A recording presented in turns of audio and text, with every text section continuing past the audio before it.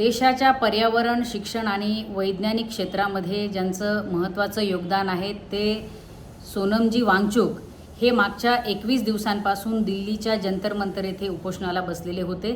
या 21 दिवसांमध्ये सरकारच्या वतीने एकाही प्रतिनिधीने त्यांच्याशी येऊन चर्चा केली नाही, आंदोलन स्थळाला भेट दिली नाही आणि हायकोर्टाच्या निकालाचा दाखला देत आज अचानक सोनमजी वांगचुक यांना प्रचंड पोलीस बंदोबस्तामध्ये रुग्णालयात दाखल करण्यात आले।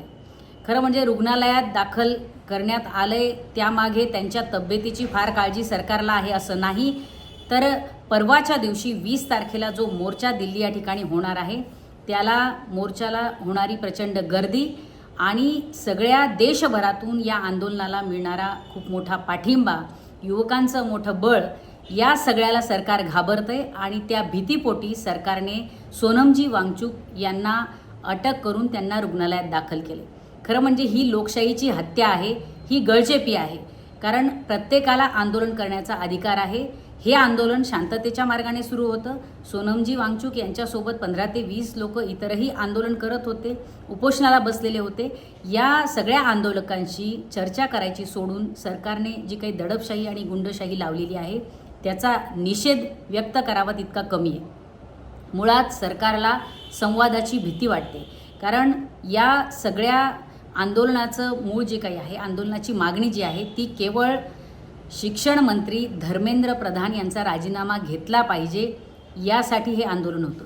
आणि त्यामागे कारणही तसंच होतं, ते म्हणजे नीट परीक्षेमध्ये झालेला घोळ, जो खूप मोठा भ्रष्टाचार आजचा शिक्षण क्षेत्रातला म्हटला पाहिजे।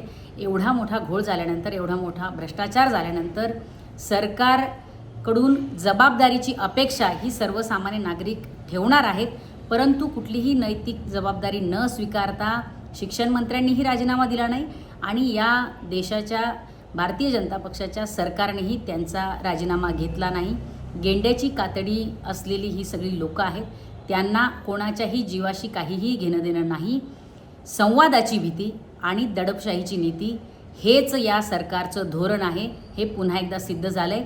परंतु सोनमजी वांगचुक यांना अटक करून, यांना रुग्णालयात दाखल करून हा लढा संपेल किंवा हे आंदोलन संपेल अशी जर सरकार चूक करत असेल तर त्यांनी लक्षात ठेवावं की हा लढा यापुढच्या काळामध्ये अधिक तीव्र होत जाईल।